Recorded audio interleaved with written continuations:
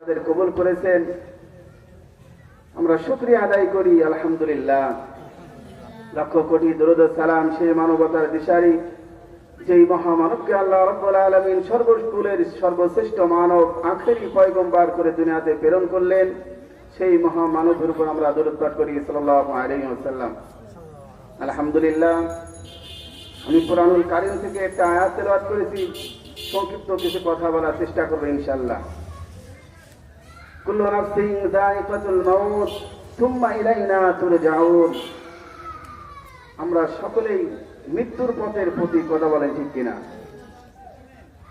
আজকে আমরা এখানে আছি, কালকে আমরা নাও থাকতে পারি, কারণ আমাদের যাওয়ার কোনো ঠিক ঠিকানা নাই। আমরা কে কখন চলে যাব। আমরা দুনিয়াতে কেউ স্থায়ী থাকার জন্য আমরা আসি নাই। আমাদের জিন্দিগি হলো ক্ষণস্থায়ী, আমাদের জিন্দিগি হলো ক্ষণস্থায়ী। মানুষ এই ক্ষণস্থায়ী জিন্দিগির জন্য সামান্য কিছু দিন এই দুনিয়াতে আরাম আয়েশ করার জন্য আমরা কত মেহনত করতেছি, কত পরিশ্রম করতেছি। এরপরেও আমাদেরকে সব কিছু ছেড়ে দুনিয়ার মায়া মমতা, ছেলে সন্তান, স্ত্রী, আত্মীয় স্বজনের সব কিছু ভুলে, সব মায়া মমতা ত্যাগ করে আমাদেরকে পরপারে চলে যাইতে হবে। এটাই বাস্তব সত্য। আমাদের ইতিপূর্বেও অনেক ময়মুরব্বী ছিল যারা আজকে আমাদের মাঝে নাই, দুনিয়া থেকে বিদায় নিয়েছে। আমরাও এক সময় চলে যাব। তো আমরা দুনিয়াতে ক্ষণস্থায়ী জিন্দিগির জন্য এসেছি, 50-60 বছর জিন্দিগি। এরপরে আমাকে মৃত্যুবরণ করতেই হবে। আমি যতই চেষ্টা করি না কেন, মৃত্যুর হাত থেকে আমরা কখনো রেহাই পাব না। আল্লাহ রাব্বুল আলামিন বলেন, আইনামা তাকুনু ইউদরিকুমুল মাউত ওয়ালাউ কুনতুম ফি বুরুজিম মুশাইয়াদা। আল্লাহ রাব্বুল আলামিন বলেন, বান্দা, তোমাকে দুনিয়াতে ক্ষণস্থায়ীর জন্য পাঠিয়েছি। তুমি দুনিয়াতে স্থায়ীভাবে থাকতে পারবে না। তোমার পূর্বে অনেক ক্ষমতাধার দুনিয়াতে ছিল, অনেক শক্তিশালী ছিল, অনেক টাকা পয়সার মালিকানা দুনিয়াতে ছিল। কেউ দুনিয়াতে স্থায়ীভাবে থাকতে পারে নাই। বান্দা, তুমিও থাকতে পারবে না। 50-60 বছর জিন্দেগির বাহাদুরি কয়দিন করবা? ক্ষমতার জোর কয়দিন করবা? সম্পদের জোর কয়দিন করবা? সব কিছু শেষ হয়ে যাবে। দুনিয়া হলো ক্ষণস্থায়ী। বান্দা, দুনিয়ার সমস্ত মায়া মমতা ত্যাগ করে, আত্মীয় স্বজন, স্ত্রী, ছেলে সন্তান, পিতা মাতা সব কিছু ত্যাগ করে, যে দুনিয়ার ভালোবাসা, যে দুনিয়ার মহব্বতের কারণে তুমি আমাকে ভুলে গিয়েছো। আজকে আমরা দুনিয়ার মহব্বতে, টাকা পয়সার লোভ করে, ধন সম্পদের মহব্বতে আমরা আল্লাহকে ভুলে গেছি। কথা বলেন, ঠিক কিনা? আল্লাহকে ভুলে গেছি আমরা, কিন্তু একদিন আল্লাহকে স্মরণ করেও কোনো কাম হবে না। এই জন্য আল্লাহ রাব্বুল আলামিন আমাদের যে নেক হায়াত গুলো দিয়েছে, এই হায়াতটাকে আমাদের কাজে লাগাতে হবে।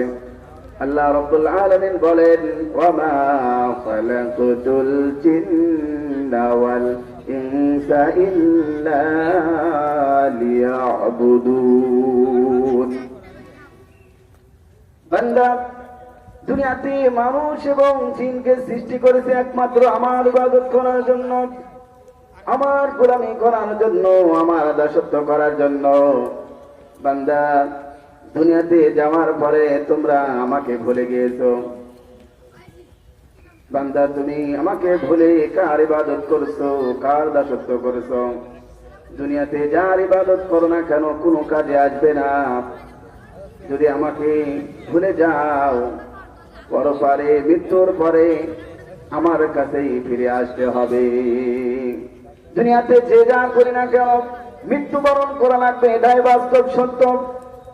আইনামা তাকুনু ইউদরিকুমুল মাউত ওয়ালাউ কুনতুম ফি বুরুজিম মুশাইয়াদা। তুমি যতই ক্ষমতাধর হও না কেন, মৃত্যু থেকে তোমরা কখনো পালাইতে পারবে না।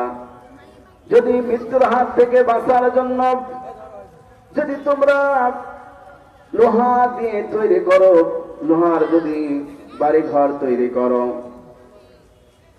যত চেষ্টা করো কিন্তু মৃত্যু তোমাকে পাকড়াও করবে। যখন মানুষ অসুস্থ হয়ে যায় আমরা তাকে বাঁচানোর জন্য লাইফ সাপোর্ট দিই, কথা বলেন ঠিক কিনা? আইসিসির মধ্যে ভর্তি করে দিই বাঁচার জন্য, এরপরেও তাকে সেখান থেকে মৃত্যু হয়ে লাশ হয়ে বের হতে হয়, কথা বলেন ঠিক কিনা? আমরা এত চেষ্টা করার পরে সব চেষ্টা ব্যর্থ হয়ে যায়। আল্লাহ বলেন, বান্দা যতই চেষ্টা করো মৃত্যুর হাত থেকে কখনো রক্ষা পাবে না। মৃত্যু আসবে, এটাই বাস্তব সত্য। মৃত্যুর হাত থেকে তোমরা কেউ পলায়ন করতে পারবে না।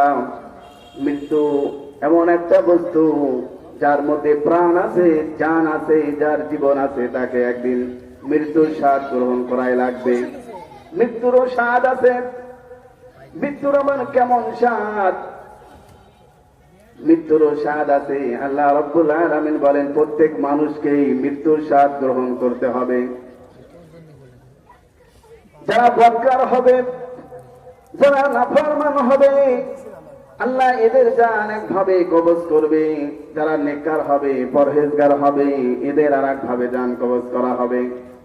যারা বদকার হবে, যারা আল্লাহ রাব্বুল আলামিনের দুশমন, তাদের জান কবজ করা হবে। আজরাইল আলাইহিস সালাম 12 চক্ষু বিশিষ্ট আগুনের কড়া হাতে নিয়ে তার সামনে উপস্থিত হবে। তার সঙ্গে 500 ফেরেশতা থাকবে।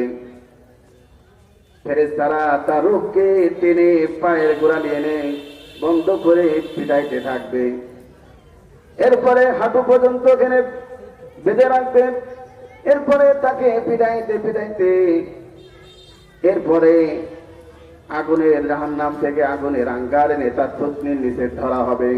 বলা হবে, হে অভিশপ্ত রূহ, তুমি এবার বের হও। এইভাবে বদকারের জান কবজ করা হবে।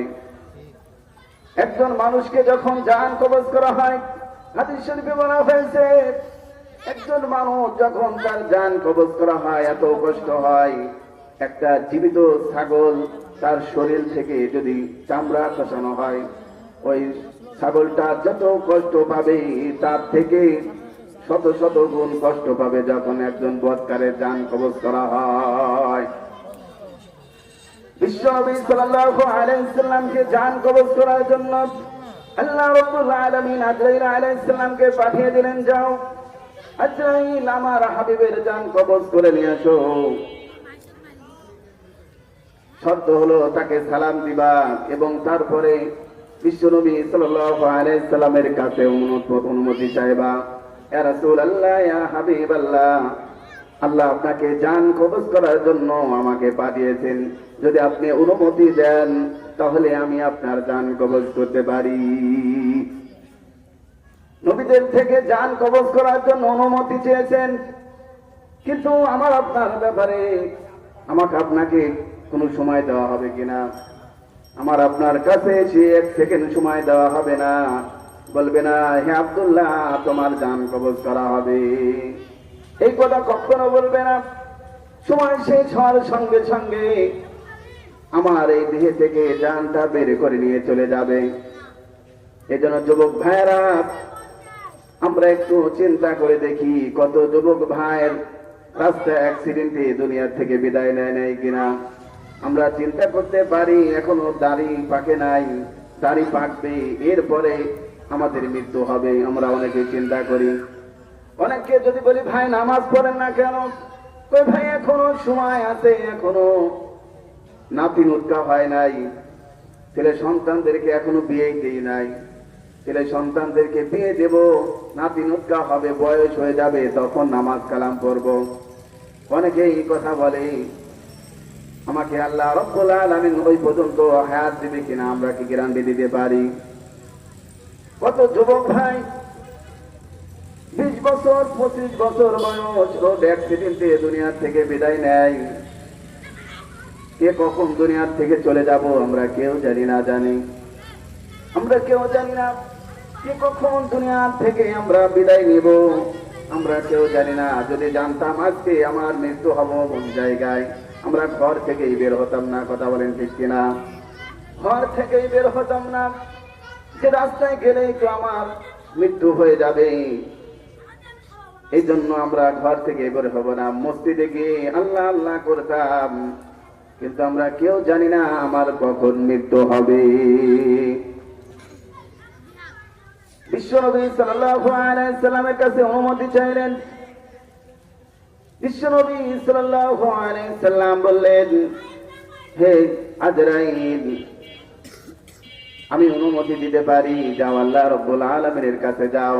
আমার মৃত্যুর পরে আমার উম্মতদের কি হবে, আমার মৃত্যুর পরে উম্মতদের কি হবে এটা না জানা পর্যন্ত আমি অনুমতি দেব না। আজরাইল আলাইহিস সালাম চলে গেলেন আল্লাহ তাআলার দরবারে, বললেন, হে আল্লাহ, আপনার হাবিব জান কবজ করতে অনুমতি দিলেন না। বললেন, মৃত্যুর পরে আমার উম্মতের কি হবে এটা জানতে ইচ্ছুক। আল্লাহ রাব্বুল আলামিন আজরাইল আলাইহিস সালামকে বলে দিলেন, আজরাইল যায় বলো, মৃত্যুর পরে তোমার যে সমস্ত উম্মতেরা থাকবে, যারা 5 ওয়াক্ত নামাজ পড়বে, আপনার অনুসরণ করবে, আমি আল্লাহ রাব্বুল আলামিন কিয়ামতের ময়দানে আপনাকে অনুমতি দিয়ে দিলাম, আপনি ওই সমস্ত উম্মতদেরকে বাছাই করে করে আপনি জান্নাতে নিয়ে যাবেন। এরপরে আজরাইল আলাইহিস সালাম জান কবজ করার জন্য অনুমতি চাইলেন। বিশ্বনবী সাল্লাল্লাহু আলাইহি সাল্লাম অনুমতি দিয়ে দিলেন। আজরাইল আলাইহিস সালাম জান কবজ করার জন্য যখন বিশ্বনবী সাল্লাল্লাহু আলাইহি সাল্লামের বুকের উপরে হাত রাখলেন, হাত রাখার পরে বিশ্বনবী সাল্লাল্লাহু আলাইহি সাল্লাম বলতেছেন, আজরাইল, তুমি আমার উপরে, আমার বুকের উপরে হাত রাখছো, মনে হচ্ছে পাহাড় আমার বুকের উপরে তুলে দেওয়া হয়েছে। হে আজরাইল, আমার যদি এত কষ্ট হয় তাহলে আমার উম্মতের কি হবে? আজরাইল আলাইহিস সালাম বলতেছেন, ইয়া রাসূলুল্লাহ, ইয়া হাবিবাল্লাহ, আপনার যারা উম্মত হবে, যারা আপনার অনুসরণ করবে, আল্লাহর হুকুম মেনে দুনিয়াতে চলতে পারবে, যারা কুরআন অনুযায়ী জীবন যাপন করবে, আমি আজরাইল তাদের জান এমন ভাবে কবজ করব যেমন ভাবে একটা শিশু তার মায়ের স্তনের দুধ খাইতে খাইতে ঘুমিয়ে পড়ে। আমি আজরাইল আপনার উম্মতদেরকে এমন ভাবে জান কবজ করব, সেই উপলব্ধিও করতে পারবে না, কিছুই টের পাবে না। মায়ের কোলে যেমন ভাবে একটা শিশু ঘুমিয়ে পড়ে, আপনার উম্মতদেরকে এমন ভাবে জান কবজ করা হবে।